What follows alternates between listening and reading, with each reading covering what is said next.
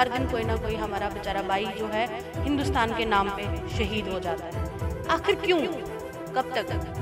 क्या गलती है हमारी? क्या खता है हमारी? इसके बारे में सरकार कब सोचेगी?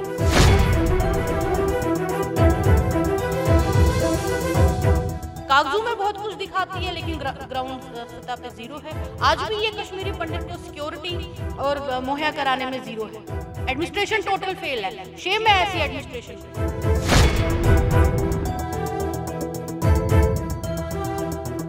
कि डरना नहीं है। कब तक डरेंगे? इस बार तो लड़ना है। इस बार लड़ना है। इस बार रोडों पे आना है। इस बार लड़ना है क्योंकि डर के आगे जीत।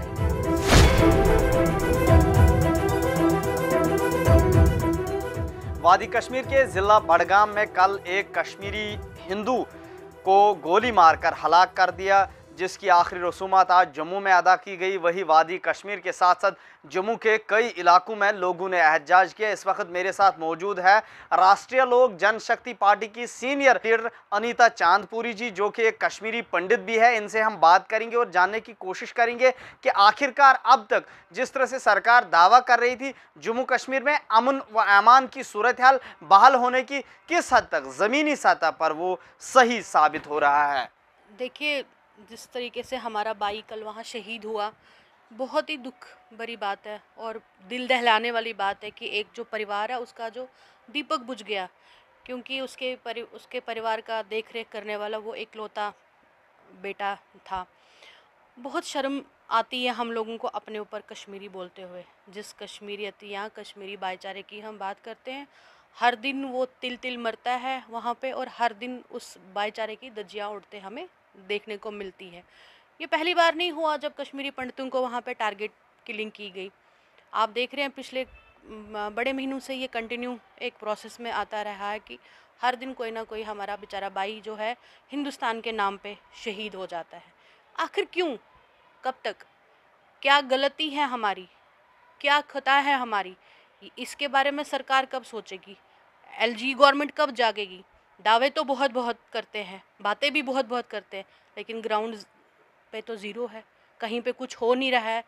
इनकी रिहेबिलिटेशन की बात नहीं हो रही है, इनकी सिक्योरिटी की बात नहीं हो रही है, कहीं पर भी नहीं हो रही है। इनके जो यहाँ से पीएम पैकेज के जितने भी एम्प्लॉयज़ हैं, बार बार हम अपने पार्टी की ओर से भी, बार बार हम अपनी ऑर्गेनाइजेशनों की ओर से एलजी सरकार को जगा रहे हैं, गवर्नमेंट ऑफ इंडिया को जगा रहे हैं कि वहाँ पे जो कश्मीर में वैली में जो पीएम पैकेज, चाहे वो हमारे सिख बरादरी से हो या और कोई हो, यहाँ पे हमारे बहुत सारे ऐसे भी है जो एसटी एससी से वहाँ पे नौकरियाँ कर रहे हैं, उनकी जान में भी को भी खतरा है, लेकिन फिर भी गवर्नमेंट सुन ही नहीं रही है। कागजों में बहुत कुछ दिखाती है लेकिन ग्राउंड सतह पे जीरो है। आज भी ये कश्मीरी पंडित को सिक्योरिटी और मुहैया कराने में जीरो है। एडमिनिस्ट्रेशन टोटल फेल है। शेम है ऐसी एडमिनिस्ट्रेशन पे। एक कश्मीरी महाजिर पंडित होने के नाते आपको क्या लग रहा है, क्या ये जम्मू कश्मीर में जिस तरह से हलाकतें हो रही है लेकिन सरकार लगातार कह रहा है कि अमन और कानून की सूरत हाल में बेहतरी आई है, क्या 5 अगस्त 2019 के बाद फिर भी अभी तक जम्मू कश्मीर खासकर वादी कश्मीर में वो हालात पैदा नहीं हुए हैं जिस तरह से दावे किए जा रहे हैं? देखिए, आर्टिकल के बाद जिस तरीके से दावे किए जा रहे हैं सब खोखले दावे हैं।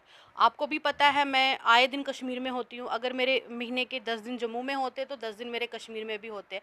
उस तरीके का माहौल हमें वहाँ पे नहीं मिलता है जिस तरीके से सेंट्रल गवर्नमेंट या अभी हमारी भाजपा दावा कर रही है कि हमने अमन बहाल किया, वो किया, ये किया। आज भी हमारे कश्मीरी वहाँ पंडित बेचारे मारे जा रहे हैं और आज भी वो सिक्योर नहीं है। आप मुझे बताइए, 2014 के बाद इन्होंने कश्मीरी पंडित जो हमारी कम्युनिटी है उनकी सिक्योरिटी के बारे में क्या सोचा? आपके चैनल के माध्यम से मैं बताना चाहूँगी, मैंने खुद कितनी बार एलजी ऑफिस में एप्लीकेशनें दी, बाहर हम लोगों के माध्यम से हमारे नेताओं ने बात की कि जो पीएम पैकेज में हमारे बच्चे लगे हैं कम से कम उनको उस रेंज में ड्यूटी पे रखा जाए, उस रेंज में पोस्टिंग पे रखा जाए जहां वो कम से कम सिक्योर हो।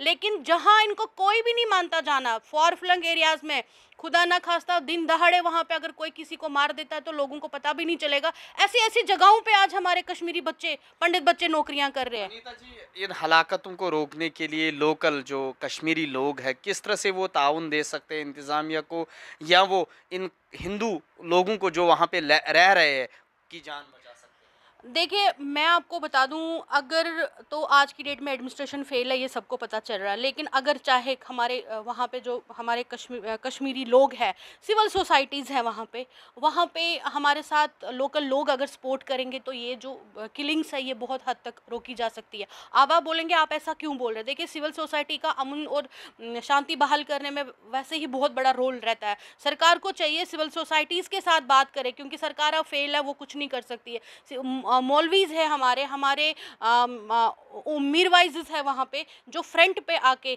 हमारे साथ कोऑपरेट करके ये किलिंग्स को रोका जा सकता है और शांति का जो माहौल है उसको क्रिएट किया जा सकता है। क्योंकि ऐसे तो हर दिन कोई हमारा बच्चा शहीद होगा और हर दिन वो हिंदुस्तान के नाम पे बलि का बकरा बना दिया जाएगा। दूसरी बात, मैं आपके चैनल से ये बोलना चाहती हूँ, तहसील ऑफिस पे हमला होता है, तहसील ऑफिस पे हमला होता है, आतंकवादी अंदर चले जाते हैं, एक पंडित को गोली मार के बाहर आ जाते। वहाँ पे सिक्योरिटी कहाँ थी? तहसील ऑफिस है ना, सिक्योरिटी कहाँ थी? अगर आप किसी भी ऑफिस में जाते तो वहाँ चेकिंग करके छोड़ा जाता है ना। वहाँ क्या चेकिंग नहीं हो रही थी? वहाँ कैसे आतंकवादी अपने हथियारों से लैस अंदर जाके एक कश्मीरी हमारे भाई को गोली मार के बाहर आ जाते? कहाँ थी सिक्योरिटी? सिक्योरिटी लैप्स है। मैं कह रही हूँ, जो वहाँ पे ड्यूटी पे सिक्योरिटी वाले थे उनको फौरन डिसमिस ही किया जाए, ताकि उनको भी दर्द हो कि कैसे एक परिवार अपने बेटे को खो देता है। जी जी, जिस तरह से हमने देखा है कि कई मुकामात पर आखिरी रसूमात भी हिंदू लोगों की कश्मीरियों ने अदा की, जिनके घर में कोई नहीं था वो उन हिजरत कर गए थे, बाकी उनके अफरादी खाना, लेकिन आपसी भाईचारा की ये एक बहुत बड़ी मिसाल हो सकती है। देखिए, मैं वही कह रही हूँ, मैं बार-बार हम लोग वहाँ पे रिक्वेस्ट करते हैं, हम लोग वहाँ पे सिविल सोसाइटीज़ के साथ मीटिंग भी करते हैं। हमारे नेशनल जनरल सेक्रेटरी है श्री संजय सराफ जी, पिछली बार आपने देखा वो बीरवाह गए थे, वहाँ पे उमर साहब से, मतलब मीरवाइज़ साहब से बात की उन्होंने।